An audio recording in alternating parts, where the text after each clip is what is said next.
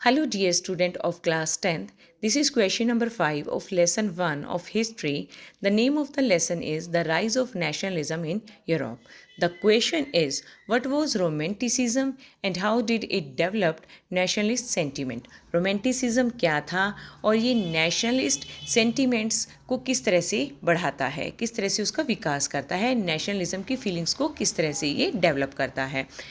देखो, ये एक कल्चरल मोमेंट के साथ साथ ये एक लिटरेरी, आर्टिस्टिक और इंटेलेक्चुअल मोमेंट भी था और ये 18 सेंचुरी में यूरोप के अंदर ऑरिजिनेट हुआ था, स्टार्ट हुआ था। जो मेन एम था इस मोमेंट का, वो लोगों के बीच में नेशनलिज्म की फीलिंग्स को डेवलप करना था। तो इस नेशनलिज्म की फीलिंग को किस तरह से डेवलप किया गया?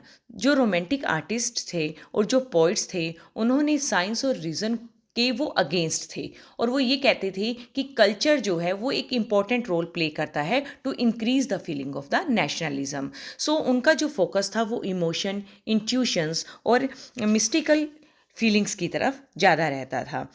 तो इंट्यूशन क्या होता है कि जब हम किसी भी बात को बिना तर्क वितर्क के उसको समझने की कैपेसिटी रखते हैं, उसको बोला जाता है इंट्यूशंस। क्लियर? और उनके जो एफर्ट्स थे वो क्या थे? Their efforts was to create a sense of a shared collective heritage. देखो, जैसे जैसे उनमें नेशनलिज्म बढ़ता चला गया, कल्चर की वजह से जब वो नेशनलिज्म बढ़ना शुरू हो गया, तो उन्होंने जो कलेक्टिव हेरिटेज था, ठीक है, उसको शेयर करना शुरू कर दिया और एक कॉमन कल्चर पास्ट, और उन्हें पता लगने लग गया कि जो उनका पास्ट है वो एक कॉमन कल्चर रखता है, ठीक है, और उस बेस पर वो एक नेशन बनाना चाहते थे।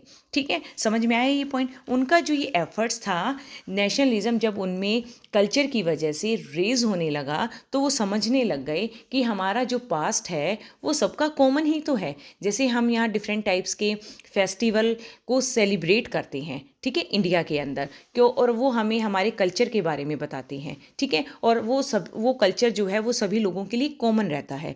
तो ऐसे ही जब यूरोप के लोगों के बीच में नेशनलिज्म की फीलिंग रेज हुई, तो उन्हें पता लगने लगा कि जो उनका कॉमन पास्ट का जो कॉमन कल्चर है वो कॉमन है, और इसी बेस पर वो अपने एक नेशन की स्थापना करना चाहते थे।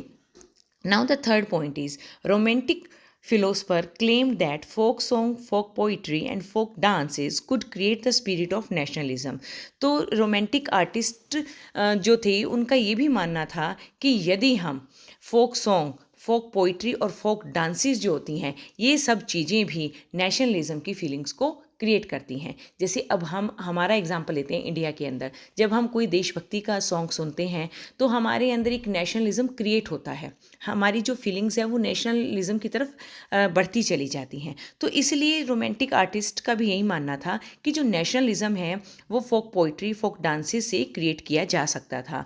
इसलिए so collecting and recording this forms of folk culture was essential to project of nation building. और जो फोक कल्चर होता है वो एक नेशन को बनाने के लिए एक इम्पॉर्टेंट रोल प्ले करता है। And this is the fifth question of chapter 1. Thank you and have a nice day.